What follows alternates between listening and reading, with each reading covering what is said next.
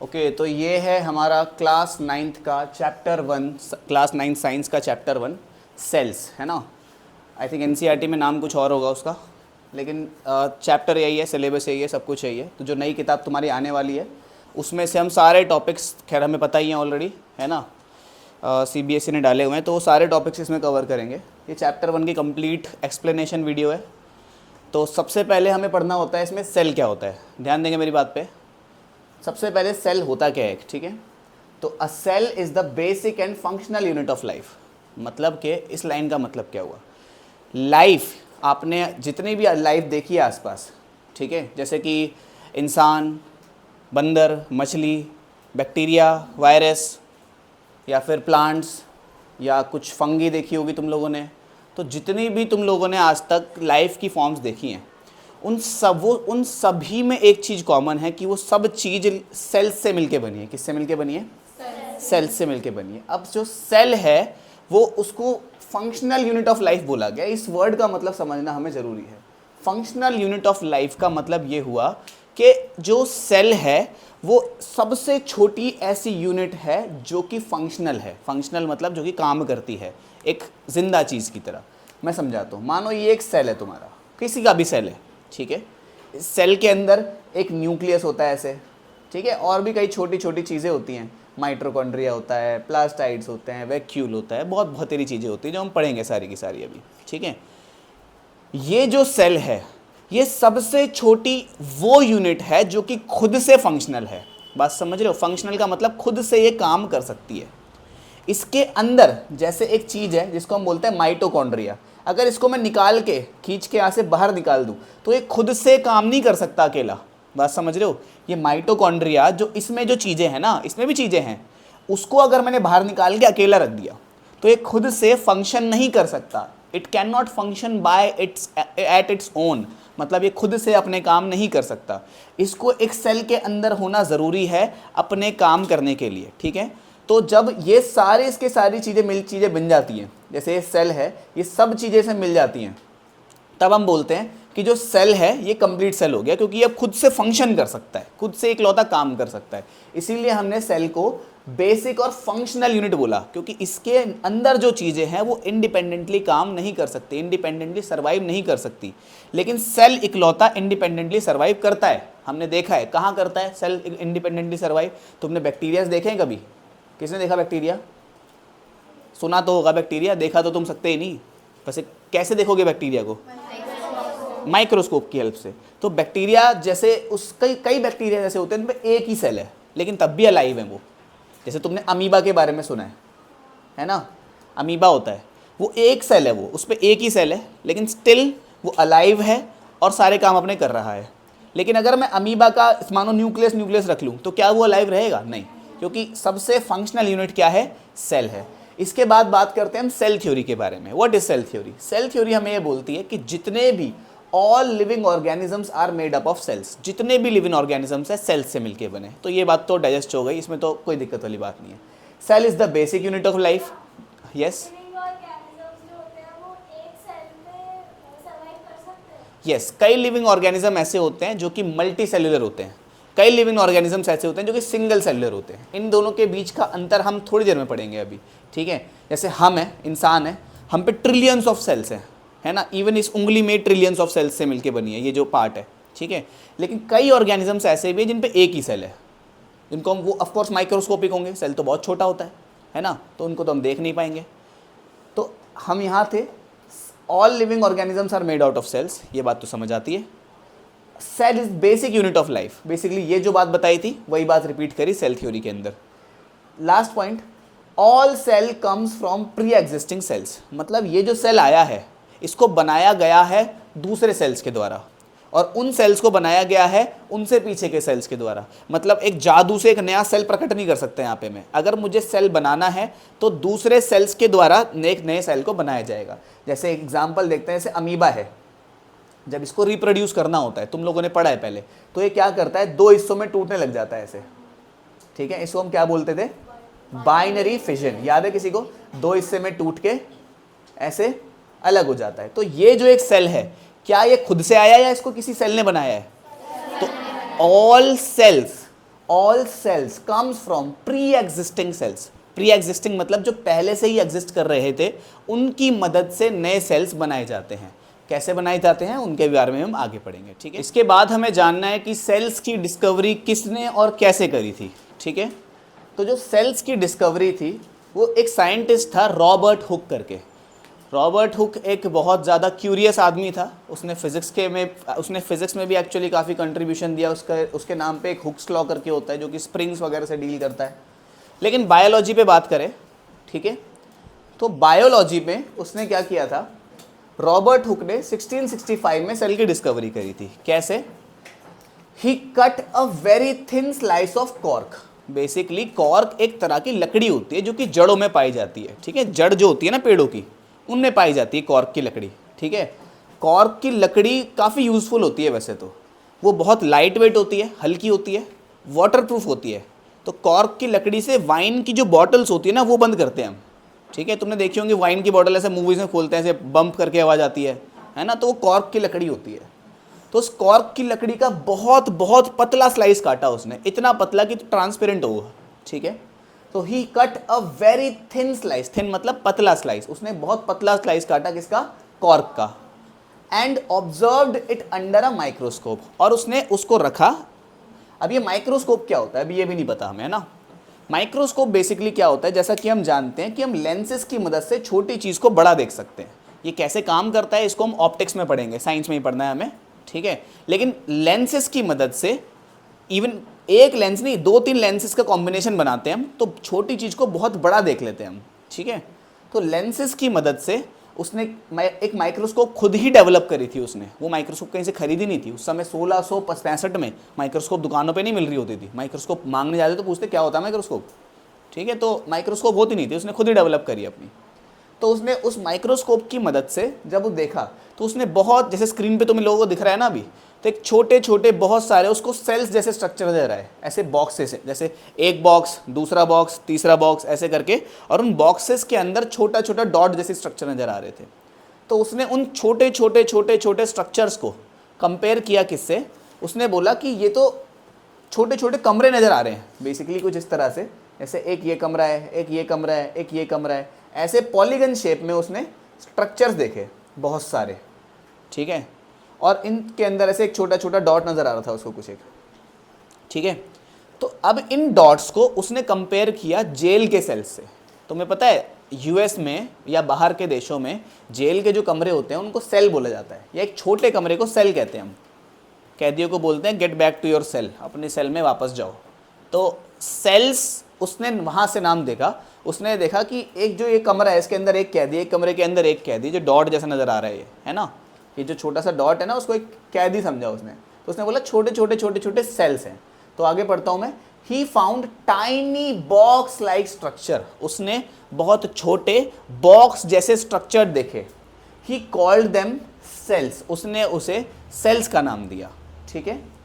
फिर उसने जब अपनी डिस्कवरी थी, उसने अलग अलग चीज़ों को देखा कि कभी प्याज को देखा, प्याज की पतली सी लेयर हटाई उसको देखा, प्याज की झिल्ली को देखा, कभी उसने, कभी कॉर्क को तो देख ही लिया था, कभी और भी अलग अलग चीज़ों को उसने माइक्रोस्कोप के अंदर देखा।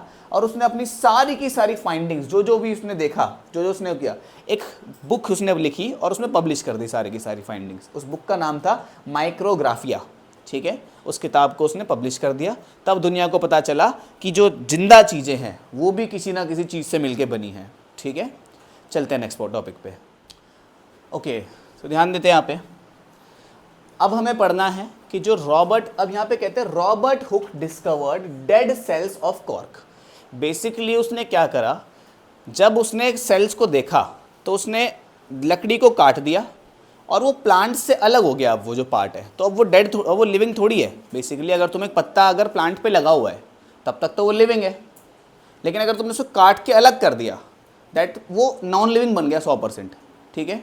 तो उसने जो डिस्कवर करे थे रॉबर्ट हुक ने, वो नॉन लिविंग सेल थे या फिर डेड सेल्स थे, मतलब वो जिंदा नहीं थे, ठीक है। फिर काफ़ी उससे कुछ 1665 में किया था, लगभग 14 साल बाद 74 में एक साइंटिस्ट होता है एंटोनी वॉन लीवनहुक, जिसका नाम था एंटोनी वॉन लीवनहुक। आप इसको AV लीवनहुक नाम से याद रख सकते हो। एंटोनी वॉन लिविनहुक ने क्या किया, पहली बात तो उसने सबसे पहले लिविंग यानी कि जिंदा सेल्स की डिस्कवरी करी थी। लिविंग मतलब उसने अपनी आंखों से उन सेल्स को मूव करता हुआ देखा था। ठीक है, कैसे? उसने अपने माइक्रोस्कोप को पहली बात तो इम्प्रूव किया। रॉबर्ट हुक का जो माइक्रोस्कोप था वो ज़्यादा जूम नहीं कर सकता था। ठीक है, ज़्यादा जूम मतलब ज़्यादा अंदर तक नहीं देख सकता था, लेकिन जो लिविनहुक था उसके माइक्रोस्कोप की जूमिंग कैपेसिटी रॉबर्ट हुक के माइक्रोस्कोप से थोड़ा काफ़ी ज़्यादा हो गई थी। जैसे अगर उसकी 10x है तो उसकी 50-60x हो गई होगी। ठीक है, तो काफ़ी ज़्यादा मतलब 5-6 गुना इंप्रूवमेंट करी उसने उसी के माइक्रोस्कोप में।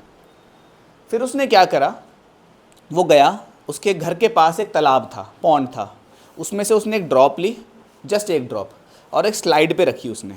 आप लोग जब अपनी साइंस लैब में जाओगे तब सीखोगे कि किस तरह से करते हैं। उसने स्लाइड पे रखी, उसके ऊपर स्लाइड कवर लगाया, माइक्रोस्कोप के उसने अंदर देखा, तो he placed drop of a pond water under the microscope. He saw hundreds of tiny living creatures. उसने देखा कि उस सिंगल ड्रॉप के अंदर कई सैकड़ों ऐसे छोटे छोटे डॉट्स हैं, लिविंग क्रिएचर्स हैं, जो यहाँ से वहाँ, इधर से उधर भागे जा रहे हैं यहाँ से वहाँ, और एक सिंगल ड्रॉप के अंदर। He called them animal cules. उसने बोला, क्योंकि सोचो मॉलिक्यूल बहुत छोटा होता है, क्यूल वर्ड का मतलब होता है टाइनी, तो उसने बोला एनिमल क्यूल, बेसिकली वो एनिमल जो बहुत छोटा है, उसने उनको एनिमल क्यूल नाम दिया। लेकिन एनिमल क्यूल नाम इतना फेमस नहीं हो पाया। Later they were called micro organisms. बाद में उन एनिमल क्यूल्स को हमने माइक्रो ऑर्गेनिजम्स कहा। माइक्रो ऑर्गेनिजम्स आपको याद है कितने टाइप के होते हैं? बैक्टीरिया, फंगाई, एल्गी, प्रोटोजोआ और वायरस, जिनको हम गिनते नहीं है ना, तो माइक्रो ऑर्गेनिजम्स कहलाए। जो उसने देखे थे, जो रॉबर्ट हुक नहीं, लिविनहुक ने देखे थे, जो वो मेनली बैक्टीरिया और प्रोटोजोआ थे, क्योंकि पॉन्ड के अंदर बैक्टीरिया और प्रोटोजोआ ही होते हैं। ठीक है, बाकी फंगी वगैरह भी होते हैं, लेकिन जो उसने ऑब्जर्व किए थे वो बैक्टीरिया और प्रोटोजोआ थे। ठीक है, आपको ऐसा दिख जाएगा कि फ़ोटोज़ वगैरह नज़र आ रही होंगी स्क्रीन पे कि क्या क्या उसने कैसे कैसे डिस्कवर किया था। ठीक है, चलते हैं नेक्स्ट टॉपिक पे। ओके, तो अब हमें पढ़ना है types of organisms on the basis of number of cells. Basically cells के नंबर के बेसिस पे टाइप्स ऑफ ऑर्गेनिजम्स पढ़ने। कितने टाइप के होते हैं? दो तरह के होते हैं। पहले होते हैं यूनिसेल्युलर, दूसरे होते हैं मल्टीसेल्युलर। नाम से ही पता लग गया होगा, यूनिसेल्युलर, यूनि वर्ड का मतलब होता है एक। यूनिसेल्युलर ऑर्गेनिजम्स वो होते हैं, पॉज करना। तो अभी हमें पढ़ना है types of organisms on the basis of cell number. मतलब नंबर ऑफ सेल्स के बेसिस पे हमें ये जानना है कि कितने तरह के सेल होते हैं। तो देखो, दो तरह के सेल होते हैं, यूनिसेल्युलर और मल्टीसेल्युलर। नाम से ही पता लग रहा है, यूनिसेल्युलर वो ऑर्गेनिज्म होते हैं जिन पे एक ही सेल होता है, मल्टीसेल्युलर वो ऑर्गेनिज्म होते हैं जिन पे बहुत सारे सेल होते हैं। ठीक है, तो पहले मैं शुरुआत करता हूँ एग्जाम्पल्स से। ठीक है, तो यूनिसेल्युलर के एग्जाम्पल हो गया जैसे कि अमीबा। ठीक है, अमीबा हो गया, या फिर वायरस हो गए, या वायरस को छोड़ के तुम क्या लिख लो, अमीबा के अलावा बैक्टीरिया हो गया। ध्यान रखना, कुछ बैक्टीरिया सारे के सारे सिंगल सेलुलर नहीं होते हैं ना। और मल्टी सेलुलर के एग्जाम्पल हो गए, ह्यूमंस हो गए, और ट्री हो गए। ट्री भी तो मल्टी सेलुलर है ना। तो समझ गए तुम लोग। नंबर ऑफ सेल्स यहाँ पे only one. Basically unicellular organisms पे कितने सेल होंगे? ओनली वन, यानी कि एक ही सेल होगा। और यहाँ पे मल्टीपल सेल्स होंगे। फंक्शंस के बेसिस पे बताते हैं। यहाँ पे एक ही सेल सारे काम करेगा, एक ही सेल सारे के सारे काम करेगा। ठीक है, तो मैं लिख रहा हूँ all functions are performed by single cell. अब बेचारे अमीबा पे एक ही सेल है, तो वो ही सेल रेस्पिरेशन भी करेगा, मतलब सांस भी वही लेगा, डाइजेशन भी वही करेगा, रिप्रोडक्शन भी वही करेगा। तो कोई सी भी प्रोसेस है उस ही इकलौते सेल को करनी पड़ेगी। लेकिन मल्टीपल सेल्युलर ऑर्गेनिज्म जो हैं, जैसे कि हम लोग, हम लोगों के पास हर काम का अलग सेल होता है। सोचना है तो ब्रेन सेल, टेस्ट करना है तो गस्टेटरी सेल बोलते हैं जिसको, सुनना है आई थिंक फोनो रिसेप्टर होते हैं उसके लिए, हाँ फोनो रिसेप्टर होते हैं, देखने के लिए फोटो रिसेप्टर सेल्स होते हैं, टीथ में अलग तरह के सेल्स हैं, टंग में अलग तरह के सेल्स हैं, स्किन में अलग तरह के सेल्स हैं। तो हर काम के लिए एक स्पेशलाइज सेल है हम पे, ठीक है, हर काम के लिए एक स्पेशलाइज सेल है। तो यहाँ पे मैं क्या लिख रहा हूँ,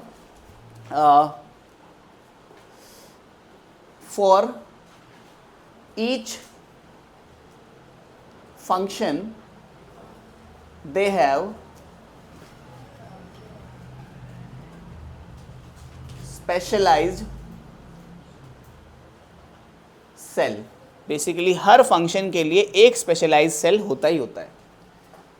यहां पे लाइन खींच लेते हैं ऐसे। अब रिप्रोडक्शन, तो अगर सारे काम वही सेल कर रहा है तो रिप्रोडक्शन भी वही करेगा। तो रिप्रोडक्शन मतलब के same cell will do reproduction। Reproduction का मतलब क्या होता है जानते हो?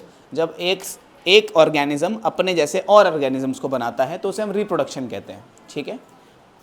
जैसे कि इंसान अपने जैसे और इंसानों को बनाते हैं, पेड़ अपने जैसे और पेड़ों को बनाते हैं, इस प्रोसेस को हम रिप्रोडक्शन कहते हैं। तो अगर सिंगल सेल है तो रिप्रोड्यूस भी वो खुद ही करेगा, जैसा कि आपने देखा है अमीबा के केस में, वो धीरे धीरे करके खुद ही स्प्लिट हो जाता है ना। तो एक ही सेल ने तो किया सारा का सारा काम। लाइफ स्पैन की बात करते हैं, ज़्यादातर जो यूनिसेल्युलर ऑर्गेनिजम्स होते हैं उनका लाइफ स्पैन शॉर्ट होता है। शॉर्ट मतलब कम जीते हैं, मल्टी सेल्युलर के मुकाबले इनका लॉन्ग होता है, ठीक है। अच्छा इसको तो लिखा ही नहीं। इसमें रिप्रोडक्शन के लिए, इनमें रिप्रोडक्शंस के लिए जर्म सेल्स बनते हैं। मेल्स में स्पर्म हो गया, फीमेल्स में ओवम हो गया, ठीक है। तो इसमें जर्म सेल्स बनाए जाते हैं। इसमें बेसिकली मल्टी सेल्युलर बींग्स में रिप्रोडक्शन के लिए सेल्स बिल्कुल अलग ही होते हैं। जैसे हमारे पास हर काम के लिए अलग सेल है, सोचने के लिए अलग सेल है, देखने के लिए अलग सेल है ना। तो रिप्रोडक्शन के लिए सेम सेल क्यों होगा? उसके लिए भी अलग ही सेल होगा, ऑब्वियस सी बात है, ठीक है। एक पॉइंट और ऐड कर रहा हूं, ठीक है, कॉम्प्लेक्सिटी। कॉम्प्लेक्सिटी मतलब कि कितना ज़्यादा कॉम्प्लेक्स है। जो यूनिसेल्युलर होता है ना वो बिल्कुल सिंपल स्ट्रक्चर होता है, एक ही सेल है, एक ही माइटोकॉन्ड्रिया है, एक ही कुछ भी जितनी भी चीज़ें एक ही है, एक ही सेल वॉल है, एक ही साइटोप्लाज्म है। तो it is simple, basically simple complexity होती है इसकी, बहुत ही साधारण सा दिखाई देता है ये। लेकिन ह्यूमंस अपनी बात करो तो भाई कितना वो है हमारे उसमें, तो हर चीज़ के लिए अलग चीज़ है, हर चीज़ के लिए अलग ऑर्गेनिज्म ऑर्गन, ठीक है। सांस लेने के लिए लंग्स हैं, ब्लड पंप करने के लिए दिल है, डाइजेस्ट करने के लिए इंटेस्टाइन्स हैं, तो सोचने के लिए ब्रेन है, देखने के लिए कुछ और है, बोलने के लिए कुछ और है। तो बहुत ज़्यादा कॉम्प्लेक्स है ह्यूमन, जो है ह्यूमन स्ट्रक्चर है ना। तो ये थोड़े ज़्यादा कॉम्प्लेक्स होते हैं। सिर्फ हम ही नहीं, जानवर वगैरह भी ना, उनमें भी होता है, ठीक है। कितने तो सिस्टम होते हैं डाइजेस्ट करने के लिए, डाइजेस्टिव सिस्टम, इंफॉर्मेशन पहुंचाने के लिए इसको बोलते हैं हम नर्वस सिस्टम, है ना। नर्वस सिस्टम इंफॉर्मेशन यहाँ से दिमाग तक भेजता है। अगर किसी ने मेरे को यहाँ पिंच किया है तो इसकी इंफॉर्मेशन को दिमाग तक भेजेगा नर्वस सिस्टम, ठीक है। तो बेसिकली सारे सिस्टम्स अलग अलग होते हैं हमारे, ठीक है। चलते हैं नेक्स्ट टॉपिक पे। तो अब हमें पढ़ना है types of cells on the basis of cell structure. मतलब सेल की बनावट के आधार पर हमें ये जानना है कि सेल कितनी तरह के होते हैं। तो सेल दो तरह के होते हैं, प्रोकैरियोटिक सेल और यूकैरियोटिक सेल, ठीक है। पहला पॉइंट पढ़ते हैं। देखो मैं तुम्हें थोड़ा सा क्लियर ऐसे ही समझाता हूँ। आपको दो तरह के सेल देखने के लिए मिलेंगे जब आप माइक्रोस्कोप से डिफरेंट चीज़ों को देखोगे। एक सेल जो होगा उसका जो न्यूक्लियस होगा तुम्हें क्लियरली नज़र आ रहा होगा।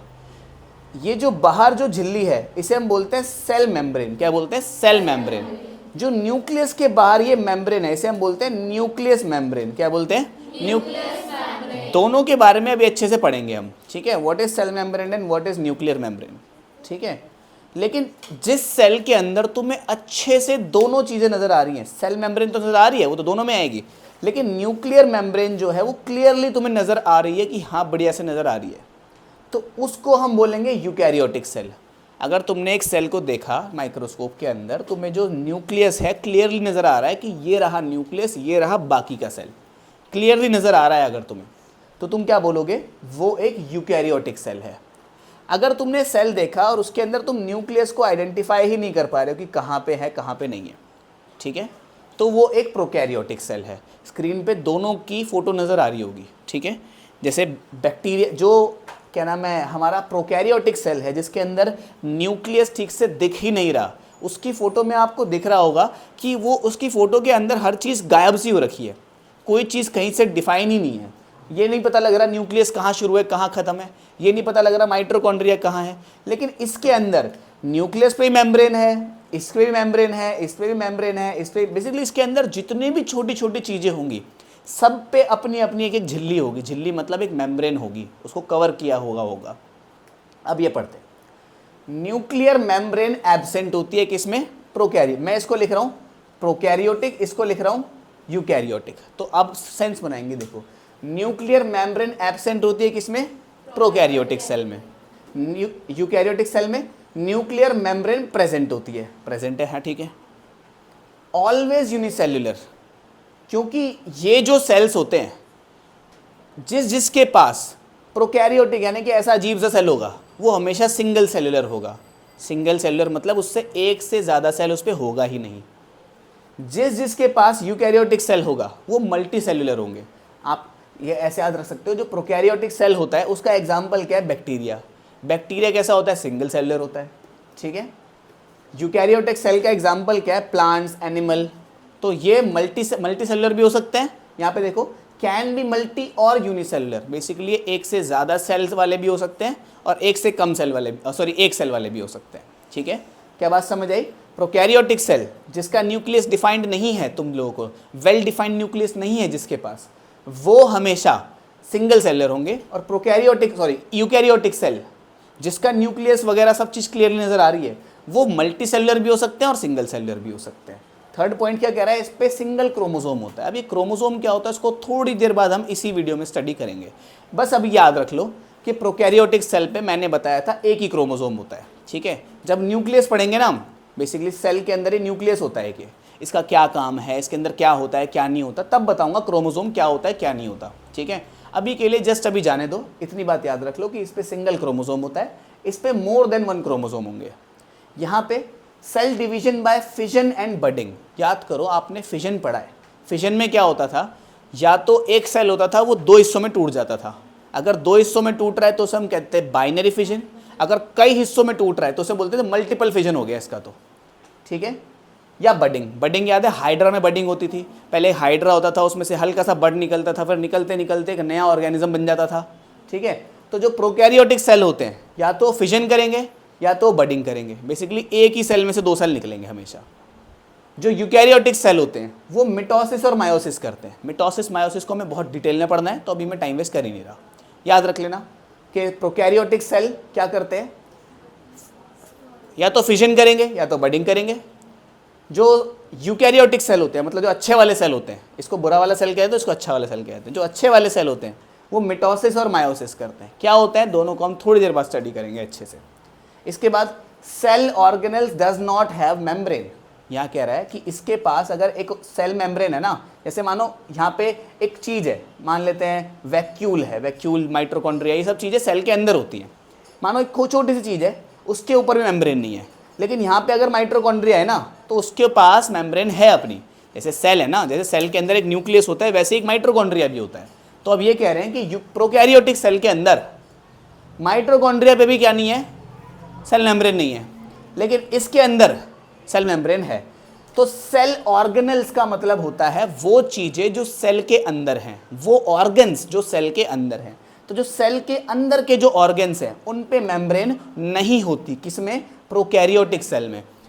सेल ऑर्गेनल्स हैव मेम्ब्रेन, मतलब सेल ऑर्गेनल्स जो कि कौन से हैं, जो कि माइटोकॉन्ड्रिया हो गया, प्लास्टाइड हो गया, जो सेल के अंदर पाए जा रहे हैं, उनके पास मेम्ब्रेन होती है, ठीक है। किसमें, यूकैरियोटिक सेल में।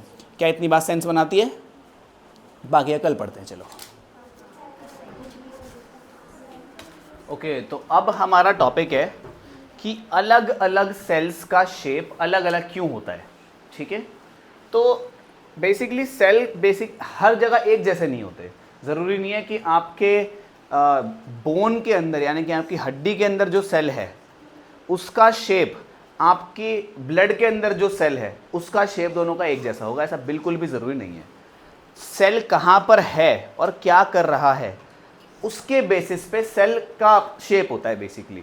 ठीक है, जैसे कि यहाँ पे मैंने लिखा है different shape of cells, different cell have different shapes.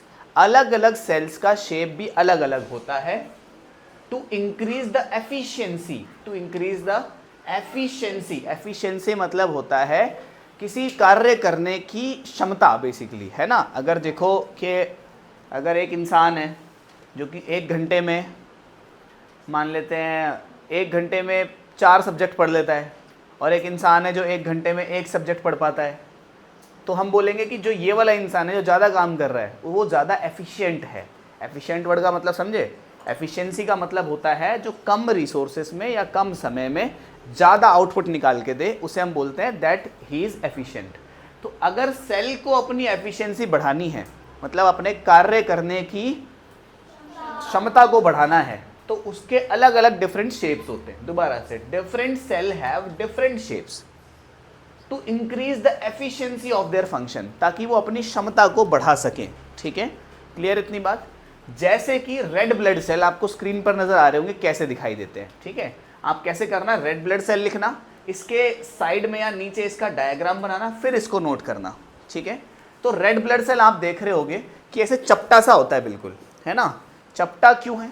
क्योंकि अगर वो रेड ब्लड सेल ऐसा स्पेरिकल होता, ऐसा गोल सा होता, मतलब बॉल जैसा, ठीक है, तो इसका सरफेस एरिया अभी कम है, देखो ना, एरिया इसका कम है। लेकिन अगर मैं इसको पिचका दूं ऐसे, तो ये कैसा बन जाएगा? कुछ ऐसा सा बन जाएगा, रोटी जैसा, है ना। तो अब इसका सरफेस एरिया बढ़ा दिया मैंने, देखो ना, ऊपर सरफेस एरिया इसका बढ़ गया। ठीक है, तो रेड ब्लड सेल का ये थिन होता है और फ्लैट होता है। इसका क्यों होता है? टू इंक्रीज सरफेस एरिया, इसका सरफेस एरिया बढ़ जाता है। अब इसको सरफेस एरिया क्यों बढ़ाना है? क्योंकि रेड ब्लड सेल का काम है जो ऑक्सीजन हमने इनहेल करी है उसको लंग्स से लेके हार्ट तक और हार्ट से लेके बाकी के बॉडी पार्ट्स में ऑक्सीजन को लेके जाना उसका काम है। ठीक है, अब जैसे कि मानो मैंने ऑक्सीजन ली, वो ऑक्सीजन अभी कहाँ पहुँची? लंग्स में पहुँची, लंग्स से पहुँची हार्ट में, हार्ट ने उस ऑक्सीजन को अब एक बात बताओ, लंग्स से हार्ट तक पहुँची कैसे होगी? ऐसा तो नहीं है कि हवा भरी है हमारी नसों के अंदर, नहीं, हमारी नसों के अंदर खून है, खून के अंदर रेड ब्लड सेल है। रेड ब्लड सेल जो है ऑक्सीजन को अपने ऊपर, ठीक है, ये शेप तो है नहीं ना इसका, रेड ब्लड सेल का कुछ थोड़ा सा ऐसा रोटी डोनट जैसा शेप है, कोने से हल्का सा वैसे मोटा होता है, ऐसे कुछ करके कुछ, ठीक है, स्क्रीन पे दिख रहा होगा आपको। तो जब इसका ऐसा क्या नाम है, ऐसा चपटा शेप होता है, तो ऑक्सीजन के मॉलिक्यूल इसके ऊपर चिपक जाते हैं। आप ऐसा समझो इसमें डिफ्यूज हो जाते हैं इसके अंदर। ठीक है, चिपक नहीं जाते, इसके अंदर चले जाते हैं ऑक्सीजन के मॉलिक्यूल। अब ये ऑक्सीजन के मॉलिक्यूल रेड ब्लड सेल पे जब चिपक गए हैं तो अब ये हार्ट तक पहुंचेंगे, हार्ट थोड़ी बहुत ऑक्सीजन निकाल लेगा अपने काम करने के लिए, फिर वो बाकी बॉडी पार्ट्स में भेज देगा, लिवर में, किडनी में, हाथ में, पैर में, ब्रेन में, आँख में, उस ब्लड को भेज देगा जो कि ऑक्सीजन रिच है अभी। ठीक है, हमारे बॉडी में 2 तरह का ब्लड होता है, एक तो ऑक्सीजनेटेड और एक डीऑक्सीजनेटेड। ऑक्सीजनेटेड ब्लड जिसके अंदर रेड ब्लड सेल जो है उस पर ऑक्सीजन है। ठीक है, अब जैसे मानो इसने, जो हार्ट ने ऑक्सीजनेटेड ब्लड यहाँ तक भेजा, ठीक है, इस ऑर्गन ने अब इस ऑक्सीजन का इस्तेमाल कर लिया। जो हमारे सेल्स होते हैं वो ऑक्सीजन का इस्तेमाल करने के बाद कार्बन डाइऑक्साइड छोड़ देते हैं। अब कार्बन डाइऑक्साइड छोड़ा इसने, अब कार्बन डाइऑक्साइड को वापस कौन लेकर आएगा? ये भी रेड ब्लड सेल लेकर आएगा। तो कार्बन डाइऑक्साइड भी इसी के ऊपर डिफ्यूज होती है, समझ रहे हो। अब ये कार्बन डाइऑक्साइड वापस आएगी हार्ट में, हार्ट भेज देगा वापस से इसको लंग्स में, अब वो कार्बन डाइऑक्साइड को मैं फाइनली इनहेल कर दूंगा। ठीक है, तो इस तरह से पूरा रेस्पिरेशन का प्रोसेस चलता रहता है लगातार। जो आप इस सांस ले रहे हो, छोड़ रहे हो, ले रहे हो, छोड़ रहे हो, ये सारे जो आप ऑक्सीजन छोड़ रहे हो, वो जो आप कार्बन डाइऑक्साइड छोड़ रहे हो, वो कार्बन डाइऑक्साइड आई कहाँ से थी? आपकी बॉडी के प्रत्येक सेल ने, मतलब हर एक सेल ने थोड़ी थोड़ी कार्बन डाइऑक्साइड निकाली और वो सारी आके लंग्स में इकट्ठी हुई और आपने उसको इनहेल किया।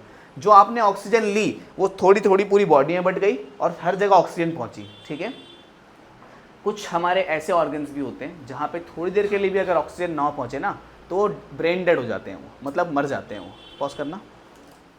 ठीक है, तो क्योंकि रेड ब्लड सेल्स को गैसेस का एक्सचेंज करना है, गैस कार्बन डाइऑक्साइड लेके जानी है, ऑक्सीजन लेके आनी है, यही काम करना है रेड ब्लड सेल को, इसीलिए चपटा होता है ताकि ज़्यादा ऑक्सीजन के मॉलिक्यूल्स इसके ऊपर चिपक पाएँ, ठीक है, या इसमें डिफ्यूज़ हो पाएँ, ठीक है, इसीलिए चपटा होता है।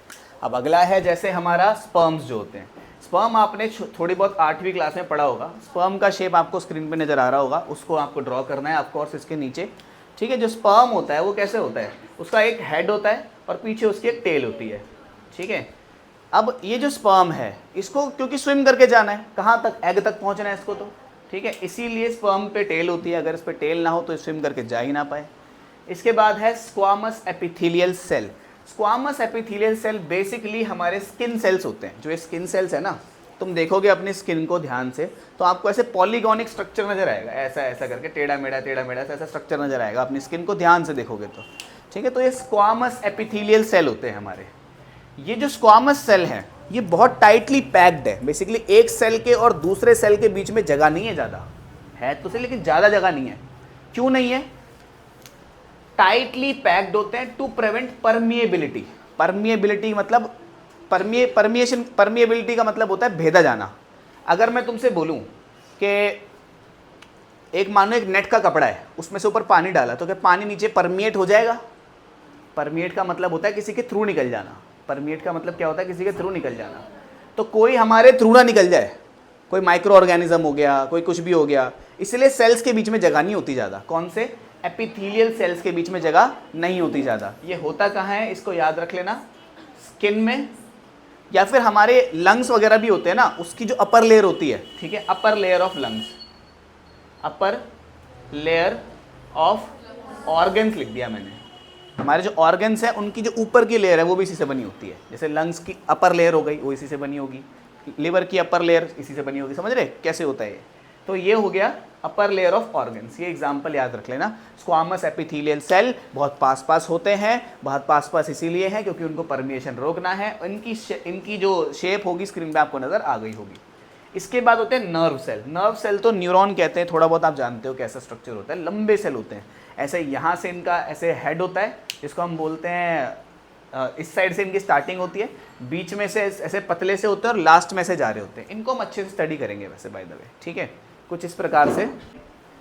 इसके एंड में एक नर्व एंडिंग है, फिर इसके आगे क्या है, हमारे डेंड्राइट्स हैं, और बीच में माइलिनेटेड है, नॉन माइलिनेटेड है, इधर की तरफ न्यूक्लियस है। आपको स्क्रीन पे नज़र आ रहा होगा कैसे है, क्या कहानी है क्या नहीं है, ठीक है। तो एक एंड से दूसरे एंड तक, जैसे ये एंड है, ये एंड से इस एंड तक इसमें सिग्नल जाता है। अब जैसे कि बात समझना, इतने लंबे सेल हैं क्या, इनका काम कैसे है।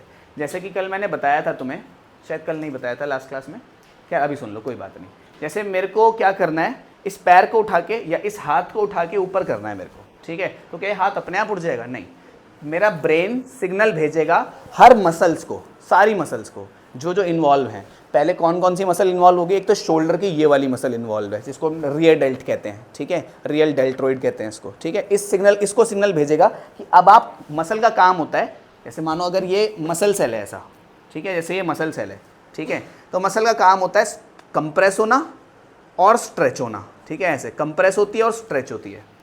तो मेरा ब्रेन जो है इसको सिग्नल भेजेगा कि अब आप कंप्रेस हो जाओ। अगर ये कंप्रेस हो गई, ये मसल कैसी हो गई, कंप्रेस हो गई, तो ये हाथ उठ जाएगा। अगर इसे नीचे करना है तो इसको ब्रेन सिग्नल भेजा कि अब आप स्ट्रेच हो जाओ, मतलब लेंथन पोजीशन में आ गए हम, स्ट्रेच हो गए। देखो अब स्ट्रेच हो गई, अब कंप्रेस हो गई। एक बार अपने हाथ को ऐसे ऊपर करो तो आप पाओगे, साइड में से, साइड से, तो आप पाओगे कि यहाँ की मसल्स आपकी कंप्रेस हो रखी हैं। देखो ऊपर, इधर हाथ लगाओ, कंप्रेस हो गई। अब हाथ नीचे करो, अब देखो स्ट्रेच हो गई मसल्स। अब एक बात बताओ, ये ब्रेन यहाँ से इस मसल को ऑर्डर दे कैसे रहा है?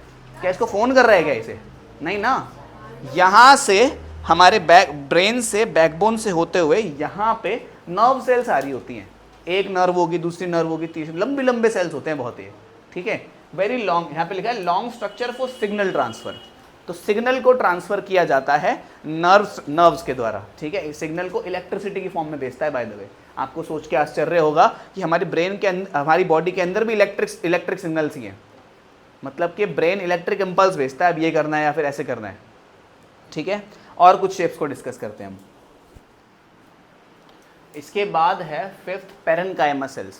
पेरेन्काइमा सेल्स जो होते हैं उनका मेन काम होता है वो किसी भी चीज़ की स्टोरेज, कोई भी चीज़ होती है उसको स्टोर करके रखना, खाने को या फिर पानी को या वेस्ट को ये लोग स्टोर करके रखते हैं। ये सिर्फ और सिर्फ प्लांट्स में पाए जाते हैं, ठीक है। इसका स्ट्रक्चर आपको स्क्रीन पर नज़र आ रहा होगा, आपको दिख रहा होगा कि इसके अंदर एक चीज़ है जो कि वैक्यूल नाम की है।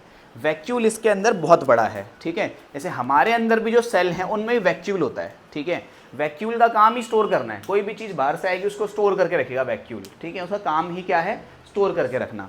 लेकिन पेरेन्काइमा सेल्स जो हैं ये स्टोरेज करने के लिए ही बने हैं, तो इनका वैक्यूल बहुत बड़ा होता है। So have a large vacuole to store food slash water.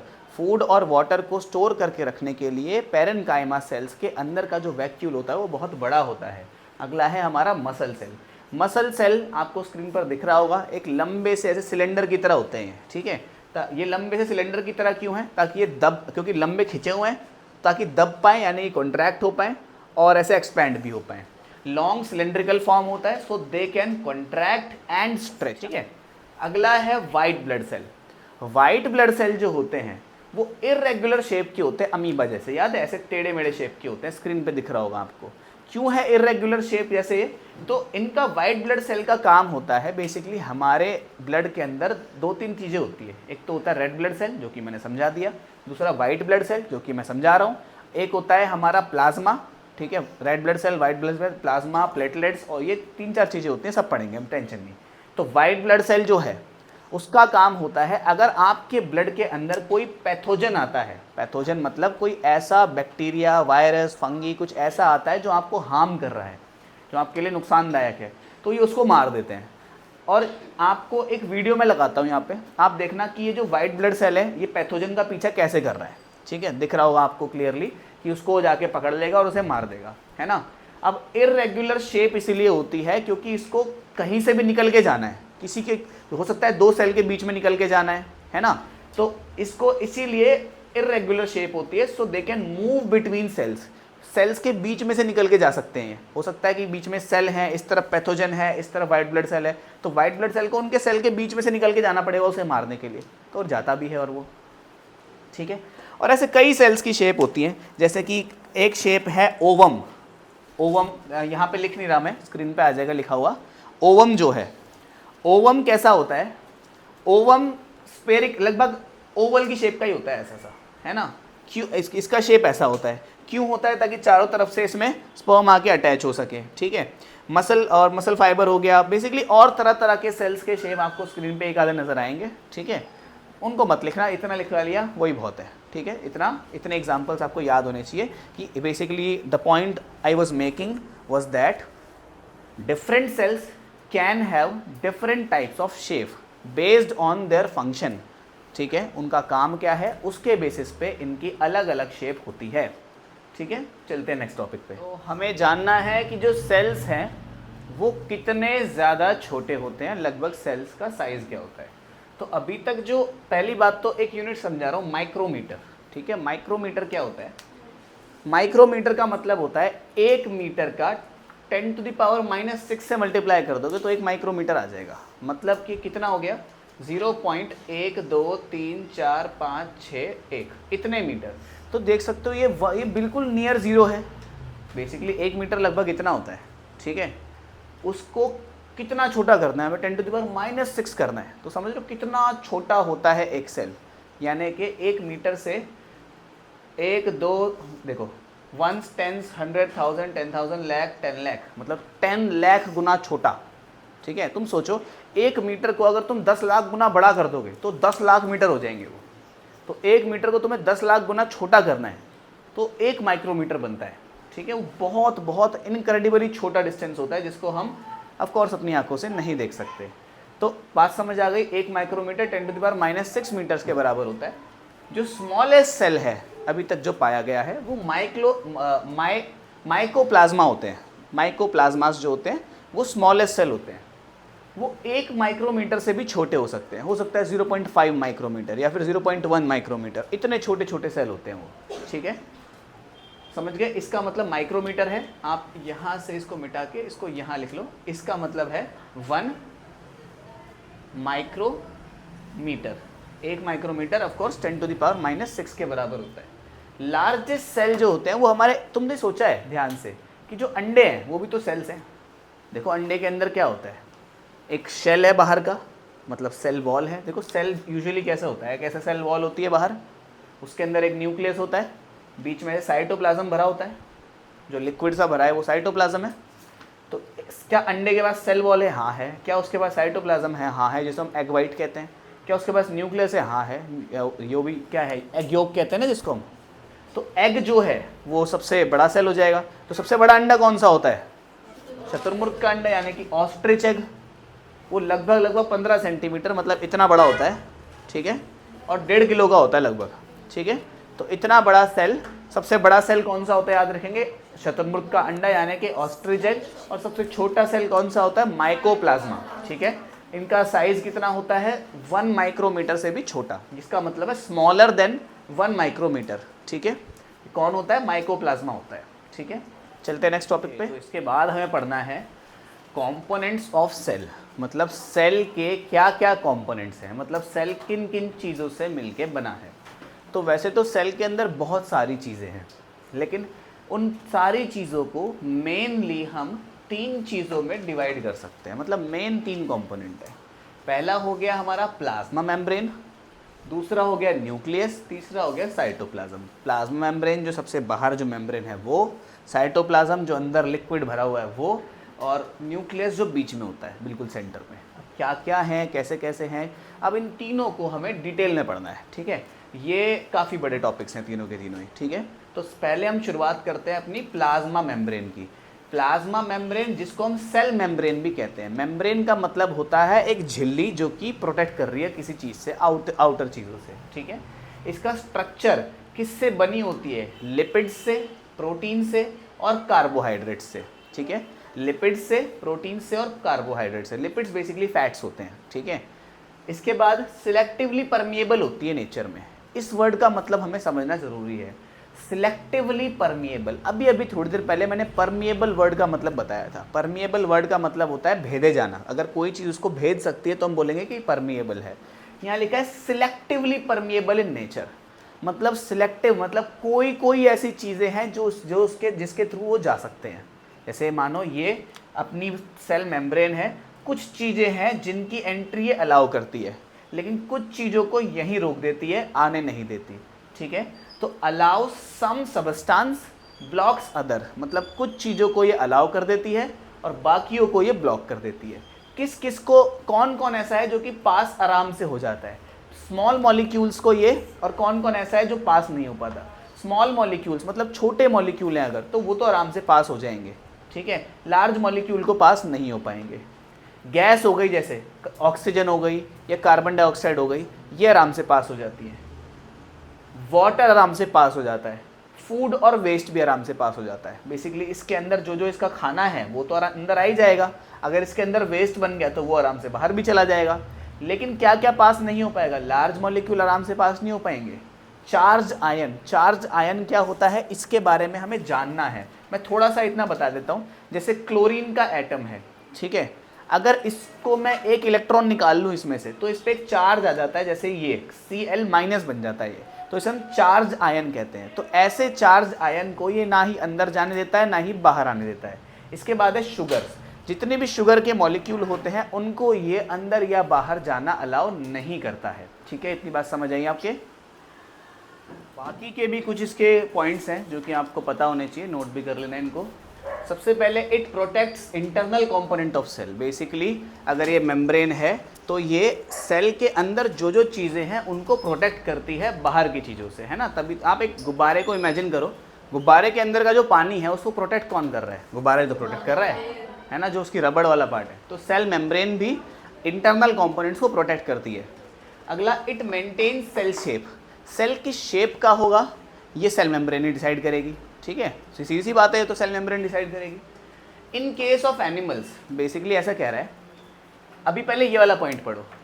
जो सेल मेम्ब्रेन होती है वो फ्लेक्सिबल होती है नेचर में, मतलब सेल्स को हम फ्लेक्सिबल होती है। अब तुम एक बात बताओ, मैं अपनी उंगलियों को ऐसे हिला सकता हूँ? अगर मेरे स्किन के जो सेल होते उनकी मेम्ब्रेन फ्लेक्सिबल नहीं होती तो क्या मैं ऐसे हिला पाता इनको? नहीं हिला पाता, सिंपल सी बात है। तो सेल मेम्ब्रेन जो होती है it is flexible in nature. कैसी होती है? नेचर में फ्लेक्सिबल होती है। अब आप बोलोगे प्लांट्स तो फ्लेक्सिबल नहीं होते। प्लांट्स देखे तुम लोगों ने? पेड़ देखे? क्या वो अपने हाथ पैरों को ऐसे हिला सकते हैं? मतलब अपनी ब्रांचेस को ऐसे हिला सकते हैं? नहीं हिला सकते ना। क्यों नहीं हिला सकते? क्योंकि प्लांट्स के अंदर, प्लांट सेल के अंदर सेल मेम्ब्रेन के बाहर एक और चीज होती है जिसको हम सेल वॉल कहते हैं। तो प्लांट्स के केस में पहले आती है सेल वॉल, फिर आती है सेल मेम्ब्रेन। ठीक है, समझ गए बात? सेल वॉल, क्योंकि प्लांट्स को सीधा खड़ा रहना है, उनको स्ट्रक्चर चाहिए। सीधा क्यों खड़ा रहना है प्लांट्स को? ताकि धूप आ सके, धूप के पास वो जा सके।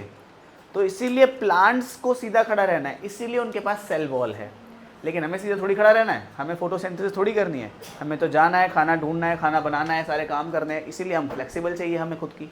तो इस वजह से यहाँ लिखा है मैंने in case of animals, animal के केस में it lies, it is outer most covering. मत बेसिकली एनिमल्स के केस में जो इट मतलब जो हमारी सेल मेम्ब्रेन है वो तो आउटर मोस्ट कवरिंग होती है, मतलब सबसे बाहर की कवरिंग होती है। आउटर मोस्ट मतलब सबसे बाहर की। But in plants it lies behind cell wall. लेकिन प्लांट्स के केस में ये लाई मतलब होती है सेल वॉल के अंदर, मतलब बिहाइंड मतलब उसके पीछे। अब यहाँ कह रहा है, अभी हमने पढ़ा था कि किससे बना था? प्रोटीन और लिपिड से। ठीक है, प्रोटीन और लिपिड से मिलकर बनी थी कौन? Cell wall. तो प्रोटीन और लिपिड्स जो होते हैं ना, कुछ ऐसा स्ट्रक्चर होता है, आपको स्ट्रक्चर नजर आ रहा होगा। ठीक है, एक बार स्ट्रक्चर देख लो फिर मैं बताता हूँ कि proteins are sandwiched between layer of lipids. मतलब एक लेयर लिपिड की होगी, एक लेयर जो होगी किसकी होगी? प्रोटीन की होगी, एक और लेयर होगी लिपिड की। तो समझ रहे हो, 3 लेयर होती है, लिपिड, प्रोटीन, लिपिड। तो protein is sandwiched between lipids. Lipids की लेयर के बीच में प्रोटीन सैंडविच्ड होते हैं और यही है सेल मेम्ब्रेन हमारी। ठीक है, बात समझ रहे हो बात को? और ये फ्लेक्सिबल इन नेचर तो समझ आई क्या होगा। चलते हैं नेक्स्ट टॉपिक पे। ओके, तो अब हमें जानना है फंक्शंस ऑफ प्लाज्मा मेम्ब्रेन के बारे में। बेसिकली प्लाज्मा मेम्ब्रेन के क्या क्या फंक्शंस होते हैं। ठीक है, तो प्लाज्मा मेम्ब्रेन जो होती है regulates movement of substance inside and outside of the cell by diffusion and osmosis। ऐसा कह रहा है कि जो प्लाज्मा मेम्ब्रेन है उसके अंदर बेसिकली, जैसे ये प्लाज्मा मेम्ब्रेन है तो ये रेगुलेट करती है कि कौन अंदर जाएगा और कौन बाहर आएगा। ठीक है, ये रेगुलेट करती है मूवमेंट ऑफ सबस्टांस। मैं समझाता हूँ। रेगुलेट्स मतलब रेगुलेट करती है, मूवमेंट का मतलब तुम जानते हो, ऑफ सबस्टांस। सबस्टांस मतलब कोई भी चीज़, सबस्टांस का मतलब होता है कोई भी चीज़। चीज़ों की मूवमेंट को रेगुलेट करती है inside and outside of the cell, मतलब सेल के अंदर और बाहर, बाय डिफ्यूजन एंड ऑस्मोसिस। इन दोनों को हमें थोड़ा डिटेल में पढ़ना है, तो इसके बाद डिफ्यूजन ऑफ ऑस्मोसिस पढ़ते हैं। ठीक है, maintain composition of cell. Basically cell की कंपोजिशन को ये मेंटेन करती है। इसका मतलब क्या हुआ? अगर सेल के अंदर मानो 3 चीज़ें हैं, 1 2 3, कोई 3 चीज़ें हैं। ठीक है, तो अगर मान लेते हैं कि सेल के अंदर ऐसी 3 चीज़ें हैं, मान लेते हैं ऐसे करीब कुछ कि 60% एक चीज़ है, नहीं इधर लिखते हैं 60% को, 60% ए है और 40 नहीं 30% बी है और 10% सी है। तो ये इसकी ये क्या होगा? इसकी कंपोजिशन होगी कि कौन सी चीज़ कितनी ज़्यादा है इसके अंदर। तो अगर ए को ज़्यादा निकल गई और बी ज़्यादा हो गई तो कंपोजिशन बदल जाएगी इसकी, है ना। ये जो परसेंटेज है चीज़ों की, यही है कॉम्पोजिशन। अगर ए ज़्यादा निकल गया, बी ज़्यादा बढ़ गया तो कॉम्पोजिशन इसकी बदल जाएगी। तो ये चीज़ बदले ना, ए भी ज़्यादा ना निकले, बी भी ज़्यादा ना निकले, सी भी ज़्यादा निकले। समझ रहे हो, जो जितना है उतना ही रहे। इसको मेंटेन करती है कौन? Cell wall. अगर ए ज़्यादा निकलने लग जाएगा तो ए की मूवमेंट को ब्लॉक कर देगा कि तू तेरा हो गया तो इतना ही रुक। अगर मानो ये हो जाता 70% तो 10% बाहर निकाल के 60 पे इसको रोक देगी ये। समझ रहे हो बात को? नहीं समझ रहे बात को? अगर ज़्यादा हो जाए कोई चीज़ तो उसको बाहर निकाल देगी, कम हो जाए अगर कोई चीज़ तो उसको अंदर ले आएगी, ताकि ये कॉम्पोजिशन 60-30-10 की मेंटेन रहे। बात समझ रहे हो? तो क्या करती है? मेंटेन करती है कॉम्पोजिशन ऑफ सेल। ठीक है, अब डिफ्यूजन और ऑस्मोसिस क्या होता है इसको हम पढ़ेंगे नेक्स्ट वीडियो में। ठीक है, इतना उम्मीद है समझ आ गया होगा तुम लोगों के।